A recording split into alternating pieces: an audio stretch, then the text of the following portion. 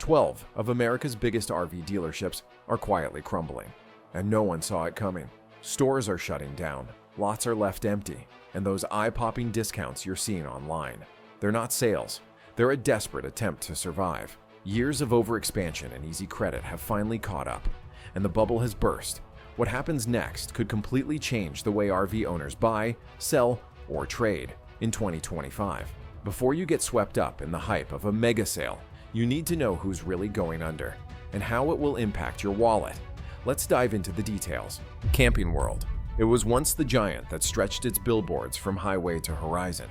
The company promised that its massive scale would safeguard it, but scale comes with a price, and the bill has finally arrived. When the market cooled, the empire built on borrowed momentum began to collapse under its own weight.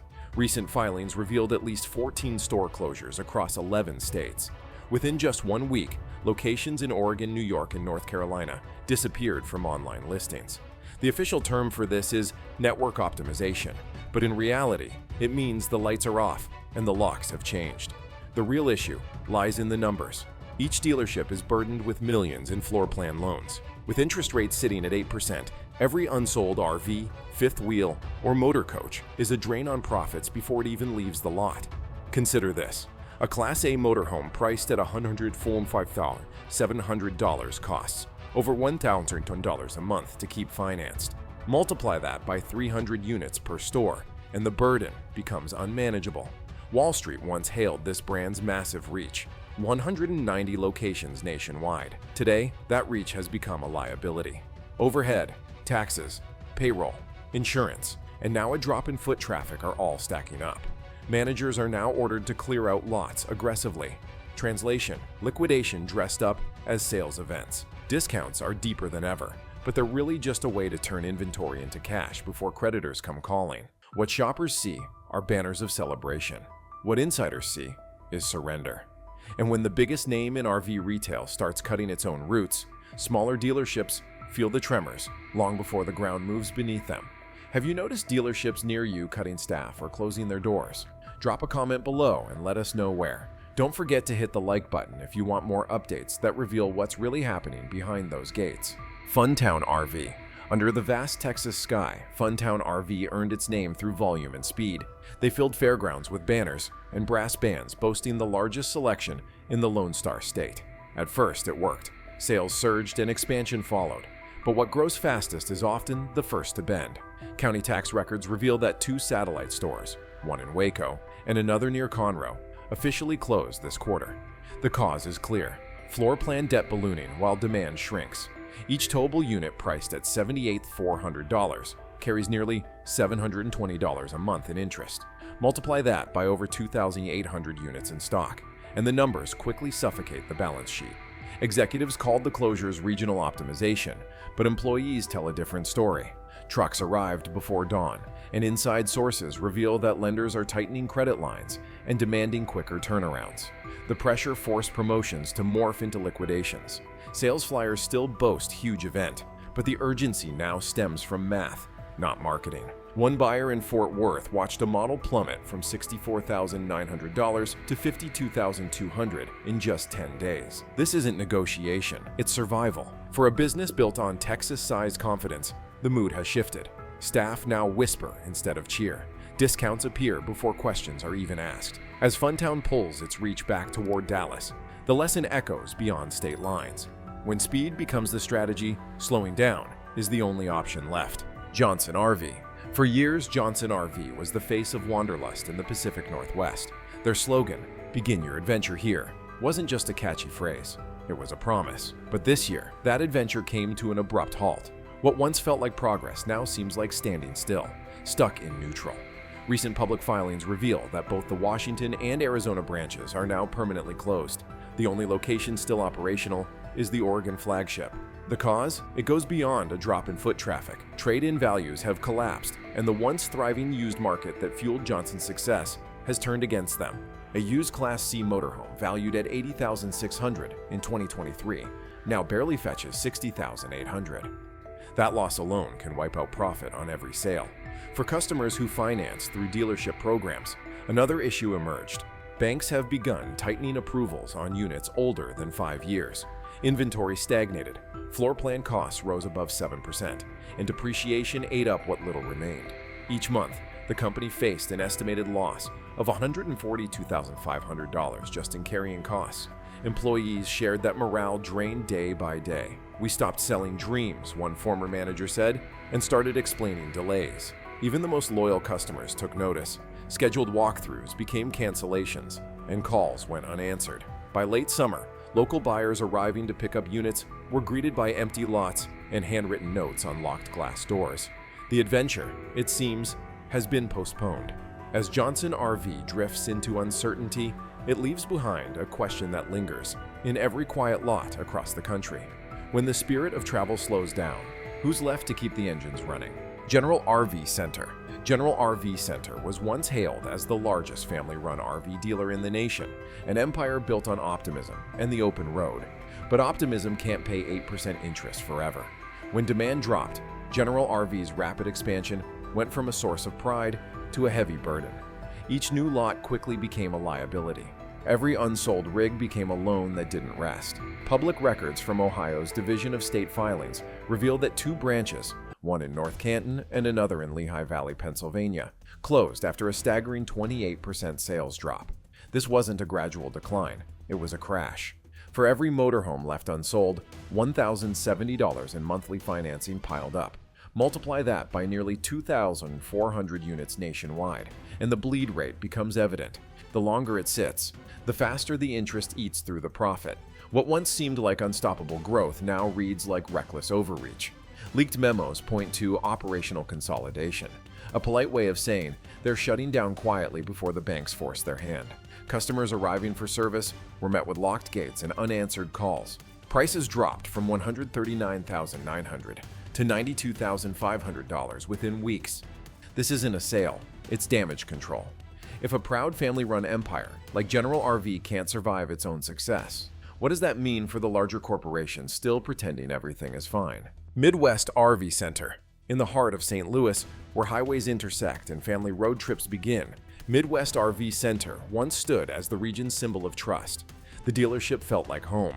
Steady hands, familiar faces, and weekends filled with handshakes. But this year, that familiar hum fell silent. State financial records show a staggering 35% decline in sales over just 12 months. Then came the real blow. Its main financing partner pulled a critical credit line, worth nearly $7.8 million. Without that vital support, every RV on the lot became an unpaid bill. Inside sources say the phones grew quieter, while the calls from lenders grew louder. Glossy ads still aired on TV, but behind the scenes, repossession paperwork piled up like ignored mail. For every unsold travel trailer, priced at $62,500, nearly $490 in monthly interest mounted. With over 950 units in stock, the burden became too much to bear. When the doors closed for consolidation, neighboring dealers knew exactly what that meant. Midwest inventory soon appeared at regional auctions, stripped of branding and tagged for asset liquidation. Employees received severance letters, their terms measured in weeks, not months. Yet, the hardest part wasn't the paperwork. It was the silence where loyalty used to echo. For decades, families made their first camper purchases there.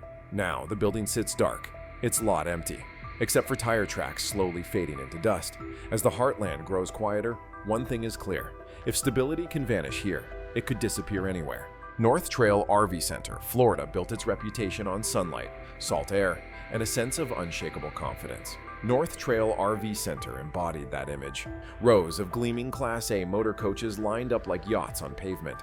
Buyers flew in from across the country just to stroll those lots. But when luxury stalls, even sunshine can't hide the looming shadows. After 2 devastating hurricane seasons swept through the Gulf, insurance costs tripled. Premiums that once averaged $680 per month per coach surged past $2,040. With financing rates climbing, every unsold Tiffin Allegro or Newmar Dutch Star became a 6-figure burden. County lease records confirm the closure of one showroom off Interstate 75, quietly noted as a property transfer. Insiders say it was a strategic retreat to cut costs. One salesperson summed it up: "We went from waiting lists to waiting rooms." Inventory sheets reveal that a $140,800 coach was marked down to $94,700 within just 12 weeks. The discount seemed generous, but it barely covered the mounting loan interest. Even once loyal premium clients started to hold back, fearing warranty issues if another branch closed. As the last luxury rigs roll toward auction, one question looms. If this is what happens at the top, what chance do those at the bottom have left? Bish's RV. Success can feel weightless until the burden of expansion drags it back to earth. Bish's RV soared during the pandemic boom, riding the wave like a rocket. They acquired smaller dealers across Idaho, Montana, and Utah, confident that demand would remain strong. But what propelled them in 2021 now weighs them down in 2025. State labor filings from Montana reveal the closure of 2 locations, resulting in the layoffs of 47 employees. The cause is simple and written in black and white. At the peak of the market, Bish's purchased inventory when prices were inflated beyond reason. Now, those same units sit unsold under financing terms that are nearly double the original rates. A fifth wheel priced at $98,300 now costs over $860 a month just in interest.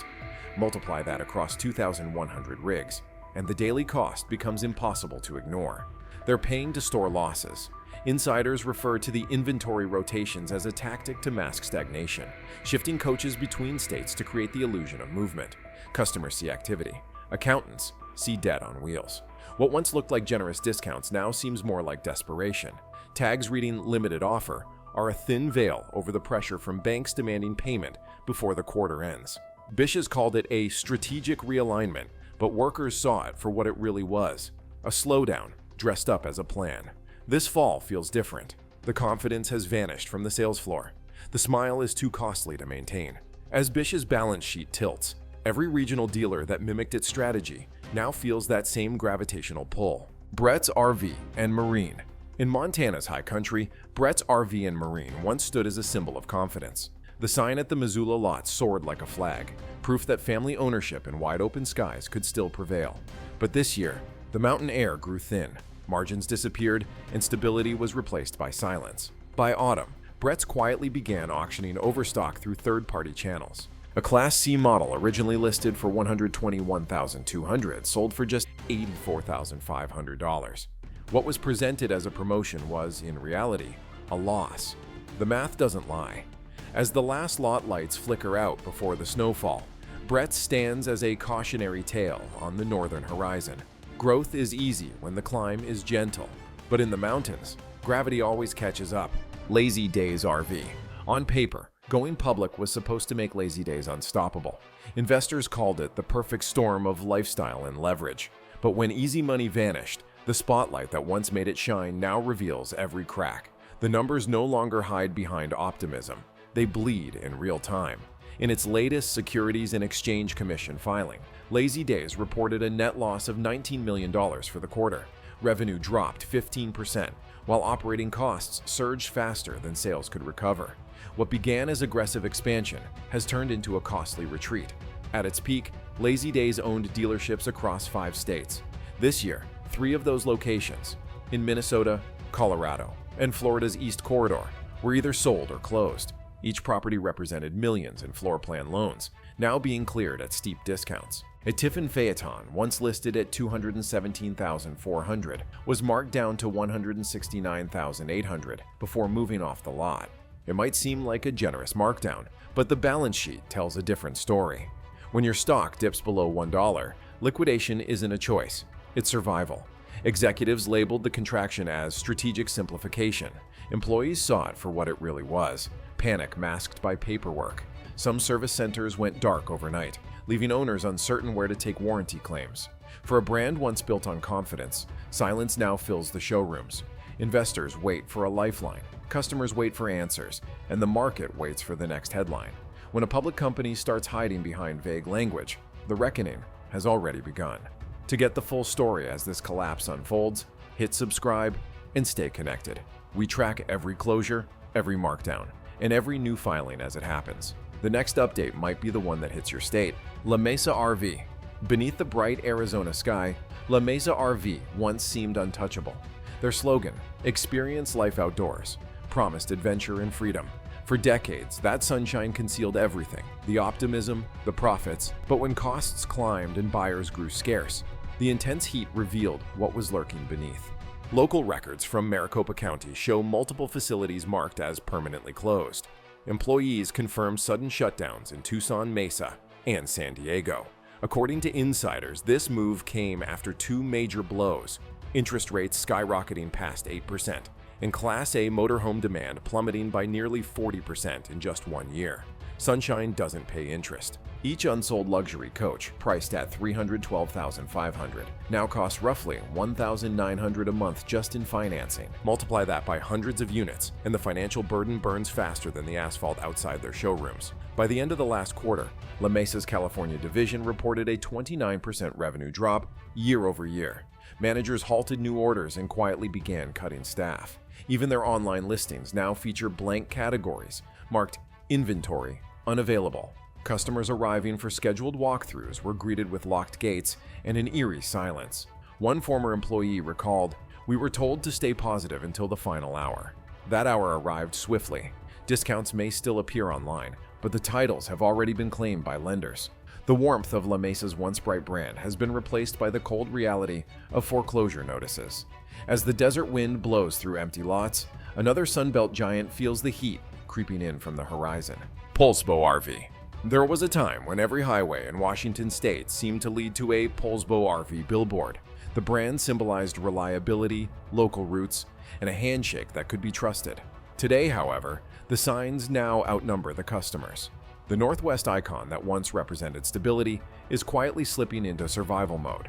Real estate filings reveal both the Everett and Kent properties are now listed for lease.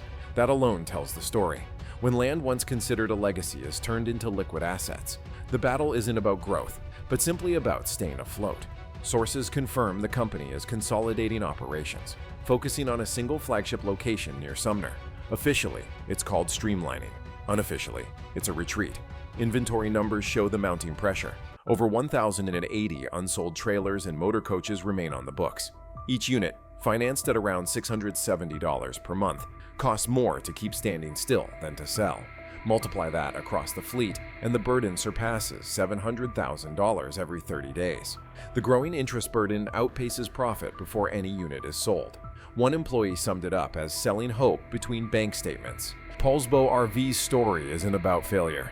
It's about fatigue. After decades of strength, even icons grow weary. As the Pacific rain falls over those empty lots, another Northwest legend quietly folds its map. Giant Recreation World. For decades, the name Giant Recreation World commanded respect. A Florida East Coast monument, it was defined by bright flags, packed weekends, and promises of unbeatable deals under the sun. Generations of families bought their first rigs there, but with great stature comes an inevitable fall. Recent property filings show that two of its three locations, Daytona and Palm Bay, closed within the same quarter. The corporate jargon called it realignment, but the truth is clear in the liquidation flyers stacked beside the locked glass doors. What seemed like success was slowly transforming into debt on display. Former employees called the final weeks controlled panic. Trucks arrived before dawn to relocate the remaining inventory. Customers expecting deliveries instead received refund calls. The lot that once buzzed under stadium lights now echoes only with the sound of passing traffic. The collapse of this Florida icon sends a warning far beyond state lines. If a brand this old, this familiar, can vanish between spring and summer, then every dealership still posing for the camera should check its mirrors. The wave that took the Giant is still rolling inland. The signs are unmistakable. Empty lots, plummeting prices, fading promises. What appeared to be a temporary slowdown is now the reset of an entire industry. Some will adapt. Most will disappear. The window for smart moves is closing fast. Subscribe, stay alert, and remember, knowledge always arrives before regret.